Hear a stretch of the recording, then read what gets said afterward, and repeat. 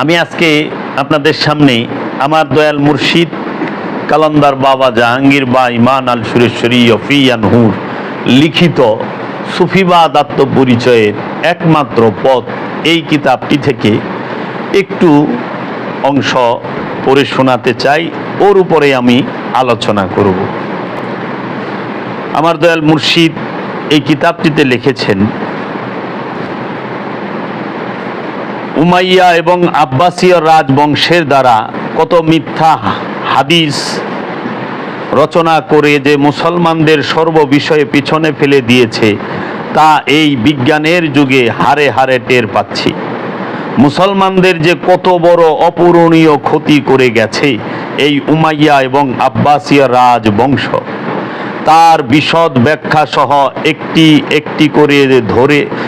একটি করে ধরে দিলে এক বিশাল ফেরেশতি লেখা হয়ে যাবে।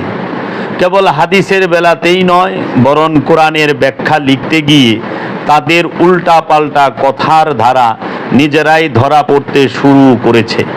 সাধারণ মুসলমান এসব গবেষণার মূল্যায়ন যে করতে জানে না তা নয়, বরং আমাদের মাঝে একটা ঐক্যবদ্ধ দায়িত্ববোধ এখনো জাগ্রত হয়নি। উমাইয়া এবং আব্বাসীয় রাজবংশের দ্বারা যেসব মিথ্যা হাদিস ও কোরআনের অপব্যাখ্যা করা হয়েছে তারই জের বয়ে চলছে সর্বস্থানে।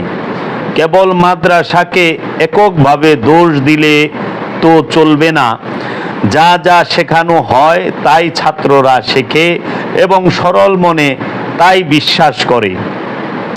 আমি বলবো এক কথা অথচ লিখছি আরেক কথা, অনেকটা বাধ্য হয়ে, তাও একই কথা বারবার লিখতে হচ্ছে।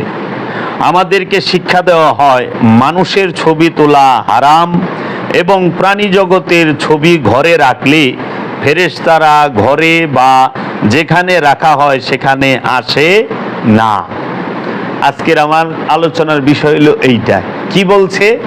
আমাদের মাদ্রাসা যে ছাত্রদেরকে শিক্ষা দেওয়া হয় এবং সমাজে আলেমুলামারা বলে থাকেন এবং ওয়াজ করে থাকেন অনেক দলিল রেফারেন্স দিয়ে, সেটি কি যে মানুষের ছবি তোলা হারাম এবং প্রাণী জগতের ছবি ঘরে রাখলে, মানে প্রাণী জগতের যে কোনো পশু পাখির ছবি যদি তুমি ঘরে রাখো, সেই ঘরে বা যেখানে রাখা হয় সেখানে ফেরেশতা আসে না।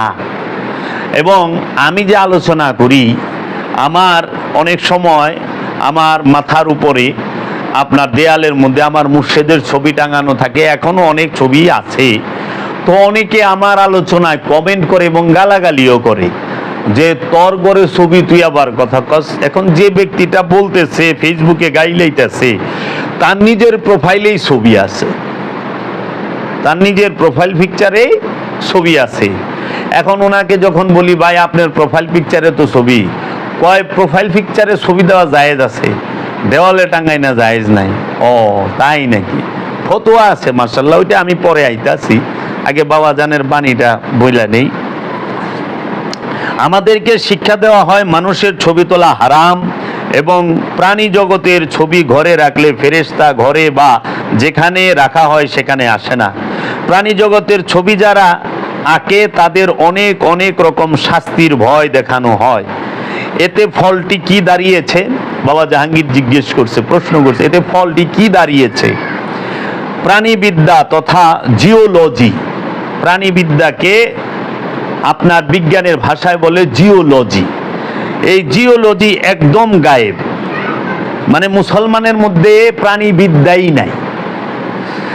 প্রাণীবিদ্যা পড়তে গেলেই প্রাণীদের ছবির প্রয়োজন, সুতরাং ছবিও নেই, প্রাণীবিদ্যা অর্জনের প্রশ্নই উঠে না।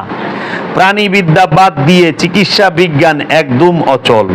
ঔষধ আবিষ্কারের প্রশ্নে প্রাণীবিদ্যার কতটুকু প্রয়োজন পড়ে তাও কি বলে দিতে হবে? এদের দৃষ্টিভঙ্গি গ্রহণ করলে আধুনিক চিকিৎসা বিজ্ঞানই থাকে না। অথচ মিশকাত শরীফে মা আয়েশা হতে শুরু করে বড় বড় সাহাবাদের মুখ দিয়ে প্রায় আনুমানিক 200 বছর পর এই রকম হাদিসগুলো বলানো হয়েছে। যারা হাদিস সংগ্রহের ইতিহাস জানেন তাদের মনে মনে এই সব মহান সাহাবাদের উপর শ্রদ্ধা ও ভক্তির অভাব দেখা যায়, অথচ এরকম হাদিস তারা বলতেই পারেন না। আবার অনেক বিষয়ে একটু ভালো করে লক্ষ্য করবেন যে সেই বিষয়টির উপর পক্ষ এবং বিপক্ষে দুই প্রকার হাদিস পাবেন। মহানবী কি এই রকম ভুরি ভুরি উল্টা পাল্টা কথাবার্তা বলতে পারেন? কখনোই না। এই রকম ভুরি ভুরি উল্টা পাল্টা কথাবার্তা প্রায় বিষয়ে এমন চিকন চালবাজি করে বানানো হয়েছে, তাতে মাদ্রাসার ছাত্রদেরকে আমি দোষ দিতে চাই না, এই জন্য যে তাদেরকে যা পড়ানো হয় তাই পড়েছে এবং অনেক ভুল শিক্ষা দেওয়া হচ্ছে। এজন্য দায়ী কারা? প্রশ্ন করেছে। মূল দায়ী উমাইয়া এবং আব্বাসিয়া রাজবংশের খলিফারা, যারা নবী এবং নবীর বংশধর এবং নবী প্রেমিকদেরকে দেখতেই পারতো না। যেমন ধরুন, মহানবীকে একদম ছোট করার এক অপূর্ব কৌশল আবিষ্কার করেছে এরা এরা চালাকেরও চালাক, ধূর্তেরও ধূর্ত। এরা চারিদিকে ঠিক রেখে পরিবেশ তৈরি করে দুর্বল স্থানে আঘাত করে এমন সূক্ষ্মতা অবলম্বন করে যে বড় বড় ইসলাম গবেষক পর্যন্ত ধরতে না পেরে হিমশিম খায় এবং এদের ফাঁদে পা ফেলে। যেমন ধরুন, একটি নমুনা তুলে ধরছি। এরা প্রথমে আসল কথাটি না বলে সেই সাহাবাকে সবচাইতে উঁচু আসনে উঠাবেন, তারপর কেবল উঁচু আসনেই বসিয়ে শেষ করবে না, তারা সেই সাহাবাকে পাল্লা বাটখারা দিয়ে ওজন মাপার আজগুবি কৌশলী প্রথমে তুলে ধরবেন। পাল্লা বাটখারা দিয়ে ওজন মাপার আজগুবি কৌশলটি প্রথমে তুলে ধরবেন। যেমন সমস্ত সাহাবাদের যদি এক পাল্লায় রাখা হয় এবং অপর পাল্লায় একা হযরত আবু বকরকে রাখা হয়, তবুও হযরত আবু বকরের পাল্লার ওজন ভারী হবে। এইরকম আমরা ওয়াজে শুনি। হযরত আবু বকরের পাল্লা ভারী হোক, এতে আমাদের কোনো আপত্তি নেই, কিন্তু সব রকম আপত্তিগুলো তখনই উঠে আসে যখন আব্বাসীয় রাজত্বের সংগ্রহ করা একটু গুরুত্বপূর্ণ এবং মারাত্মক আঘাত করা এবং কোরআন বিরোধী হাদিসখানা এই মহান সাহাবার মুখ দিয়ে বলানো হয়েছে। হাদিসটি বানানোর কৌশলটি এত চাতুর্যপূর্ণ যে সরল মানুষ সত্য বলে মনে করবে, জ্ঞানী লোকেরা চিন্তায় পড়ে যাবে কোরআন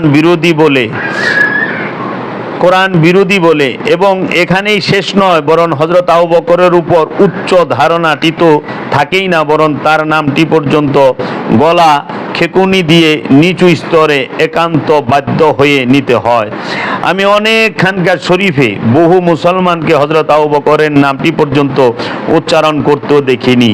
সেই সঙ্গে হযরত ওমর, হযরত উসমান, হযরত তালহা, হযরত জুবায়ের, হযরত আব্দুর রহমান ইবনে আউফ সম্পর্কে এমন সব ঐতিহাসিক কথাবার্তা তুলে ধরেন যে ভক্তি তো দূরের কথা, বরং নানা প্রকার বিরূপ মন্তব্য ছুড়ে দেওয়া হয়। আপনিও তাদের কথাবার্তা কিছুদিন শুনলে সন্দেহপ্রবণ হয়ে ওঠার সম্ভাবনা উড়িয়ে দিতে পারবেন না। কারণ উমাইয়া এবং আব্বাসিয়া রাজবংশের দ্বারা যে সব মিথ্যা হাদিস বানানো হয়েছে, সেই হাদিসগুলোর চুলচেরা বিশ্লেষণ ও ব্যাখ্যা দিলে আপনিও ভরকে যাবেন। এই রাজতন্ত্র সত্যের সঙ্গে মিথ্যাকে এমনভাবে মিশিয়ে দিয়েছে যেমন দুধের সঙ্গে পানি মিশিয়ে দেওয়া হয়। খালি চোখে পানি ধরার যেমন উপায় থাকে না, তেমনি এই বানানো হাদিসগুলো ধরতে কষ্ট হয়। তবে দুধে পানি কতটুকু মেশানো হয়েছে সেটা যন্ত্র দিয়ে পরীক্ষা করলেই পরিষ্কার ধরা পড়ে যায়।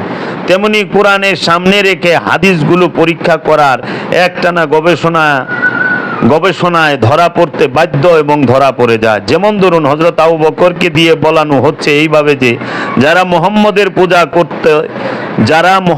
পূজা করতে তারা জেনে রাখো যে আজ মুহাম্মদ মৃত, এবং যারা আল্লাহর পূজা করো তারা জেনে রাখো আল্লাহ চিরজীবন্ত। নাউজুবিল্লাহ মিন যালিক। জলিলুল কদর সাহাবা হযরত আবু বকর সিদ্দিক তিনি কি বলতে পারেন যে আজকে জেনে রাখো মুহাম্মদের পূজা যারা করো মুহাম্মদ মৃত? যেদিন রাসূল ওফাত হয়েছেন সেই দিনের এই হাদিসটাকে ওই রেফারেন্স দিয়ে বলে। আব্বাসীয়দের বানানো হাদিসটি যে কোনো অবস্থাতেই কেটে না, আব্বাসীয় আব্বাসীয়দের বানানো হাদিসটি যে কোনো অবস্থাতেই টেকে না, তার দলিল কোরআনে এবং সহি হাদিস হতে তুলে ধরলেই পরিষ্কার বোঝা যায়। মহানবী একজন সামান্য উম্মত, যিনি আপন নফসের বিরুদ্ধে আল্লাহর রাস্তায় যুদ্ধ করে শহীদ হয়েছেন। তাকে মৃত বলতে কোরআন মানা করেছে, বরং ধমকের ভাষায় বলা হয়েছে কখনোই মৃত বলো না, যদিও তুমি দেখছো মৃত, কিন্তু সে কখনোই মৃত নয়। এটা তোমার বুদ্ধি, বিচার এবং মাথার সমস্ত চিন্তাধারা বিশ্বাস করতে চাইবে না, তথা তোমার মস্তিষ্ক এই গোপন সত্যটি ধারণাই করতে পারবে না। সূরা বাকারার 154 নম্বর আয়াতের ভাবার্থ এ কথাই বলা হয়েছে। আবার কোরআনে সূরা আলে ইমরানের 169 নম্বর আয়াতে আল্লাহ এই কথাই বলেছেন।